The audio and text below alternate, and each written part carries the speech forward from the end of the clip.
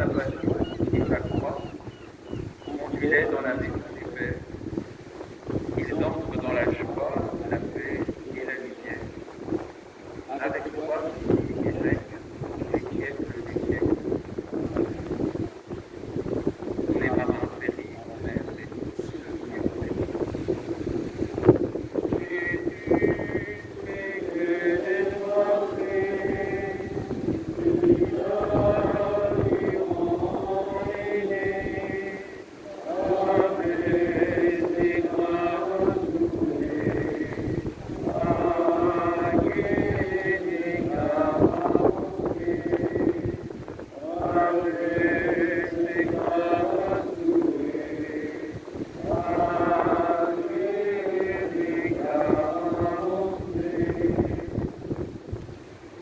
Que la paix et la bénédiction de Dieu puissant Père, Fils et Saint-Esprit descendent sur les marins, sur les usagers de la mer, aujourd'hui, demain et à la jamais.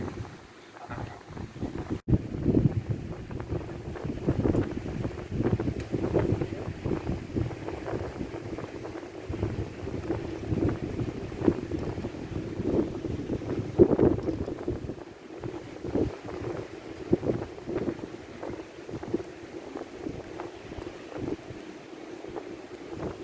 Ensemble, en nous rendant vers le podium, on va célébrer le Cassis, chantons ensemble l'astre béni du marin. Notre-Dame, elle nous guide et nous protège.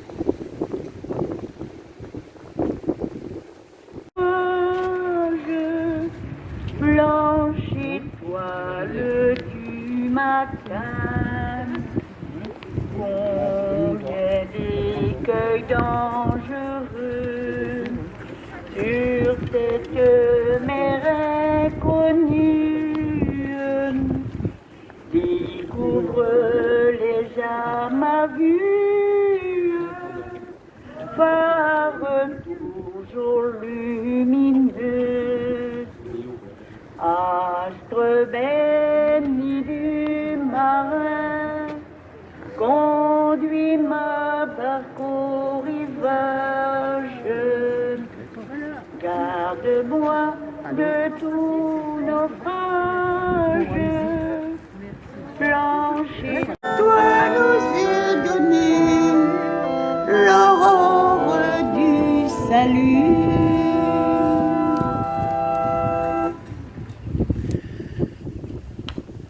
Au nom du Père et du Fils et du Saint-Esprit, Amen. la grâce de Jésus notre Seigneur, l'amour de Dieu le Père et la communion de l'Esprit Saint soient toujours avec vous. Rassemblés ce matin pour célébrer l'Assomption de Notre-Dame, nous sommes venus avec plein d'intentions que nous portons dans notre cœur. Combien de gens nous ont dit ce matin: si tu vas à la joie ou si tu vas à la messe de l'Assomption, n'oublie pas de penser à celui-ci ou à celle-là. N'oublie pas cette intention de prière-là. Alors nous prions et nous portons dans nos prières tous ceux et celles qui comptent évidemment sur notre prière.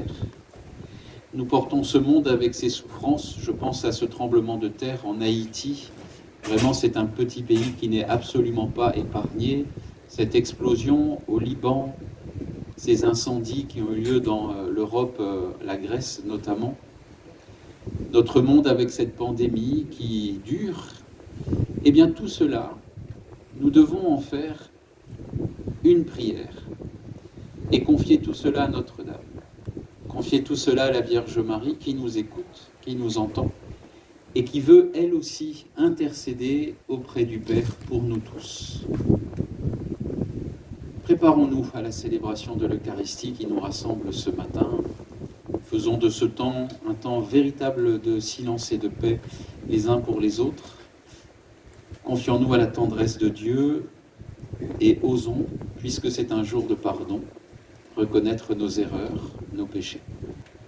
Reviennent les évocations des souffrances, des difficultés, des misères, des maladies et des déchirements qui frappent nos contemporains.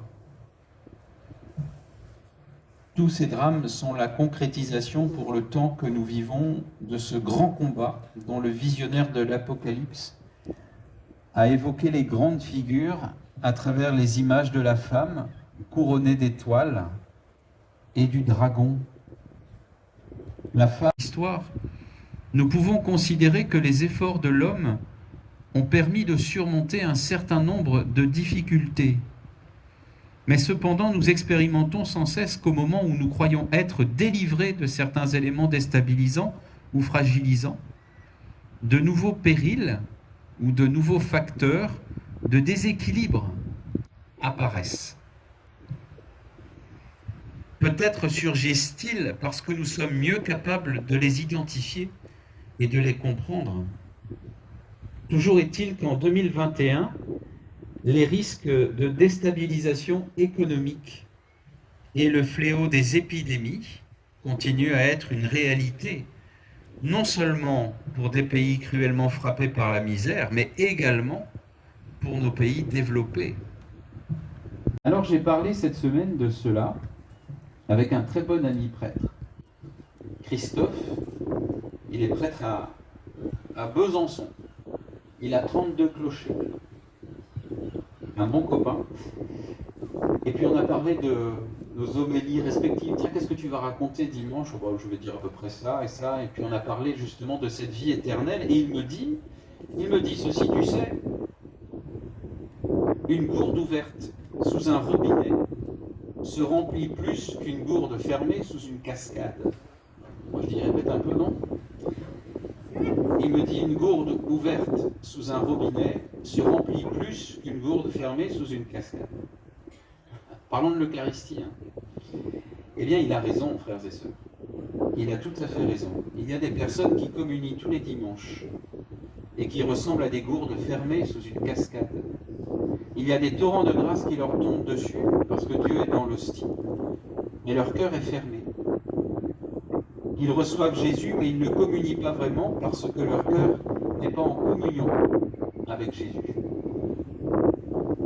Il y a aussi des personnes qui ne communient pas pour des raisons personnelles et qui peut-être, ressemblent à une gourde ouverte sous un robinet.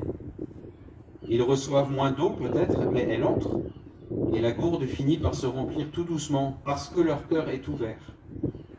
Le cœur est en communion avec Jésus. Et vous savez comme moi, frères et sœurs, seul Dieu peut juger ce qui se passe à l'intérieur de nos cœurs, et personne d'autre. Voilà ce à quoi nous sommes appelés si nous gardons la parole du Seigneur et si nous communions à son amour, ce qu'a fait totalement la Vierge Marie Notre-Dame. Ce monde qui est le nôtre, avec ses réussites et ses progrès si admirables, et avec ses fragilités, ses menaces et ses dangers, notre monde n'est pas un monde où la mort vaincra. Retenez simplement ça. C'est un monde appelé à la vie, si nous sommes nous-mêmes artisans de vie et témoins de cette vie. L'Assomption de Marie nous concerne vraiment, car elle est en quelque sorte le prototype de ce qui nous attend à la fin des temps. Elle nous ouvre le chemin, simplement.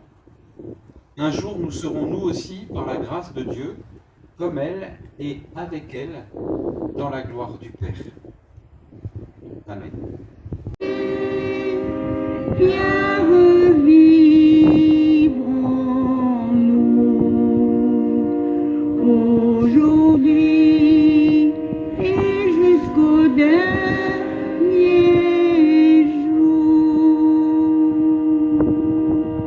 Petit truc là, des sons absolument inouïs. Merci Lionel.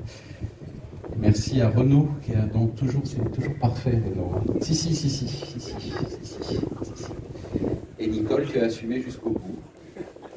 C'est ça. Merci à la municipalité aussi.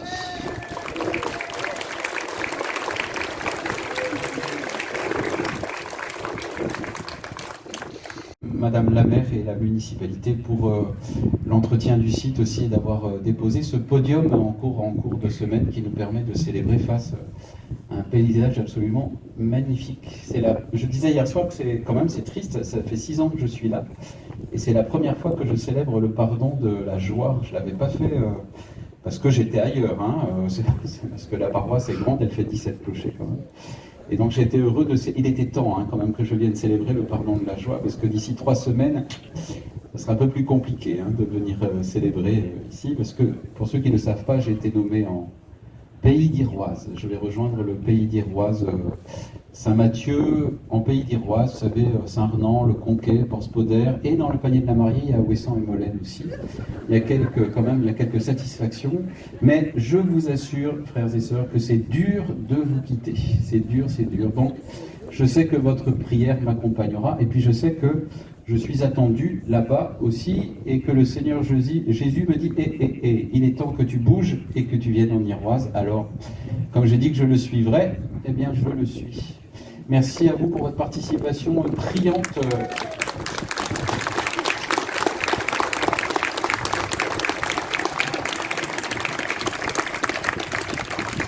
Merci à vous pour votre participation priante et chaleureuse. Le Père Michel et moi, n'est-ce pas Michel, nous vous souhaitons une belle fête de l'Assomption, un joyeux 15 août, avec le beau temps qui arrive. Je vois le beau temps qui vient par là-bas, je crois. De toute façon, on a besoin de pluie, frères et sœurs. On a besoin de pluie. À partir de 17h, je crois que le temps n'est plus très beau. Mais on ne sait jamais avec le vent ici et le microclimat. Allez, je m'arrête là. Passez une belle journée, frères et sœurs, et recevez la bénédiction du Seigneur.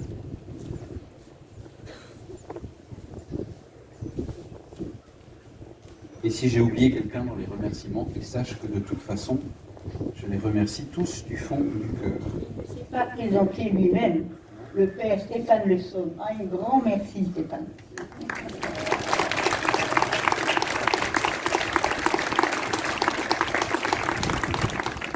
Allez, arrêtez, frères et sœurs. Le Seigneur soit avec vous.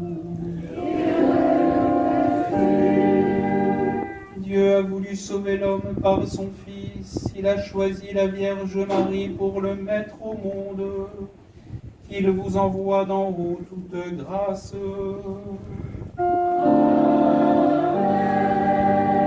Qu'il vous donne d'aimer cette Vierge sainte, qu'elle soit tout près de vous, enfant de Dieu, celle qui nous a donné l'auteur de la vie. Elle est près de son Fils.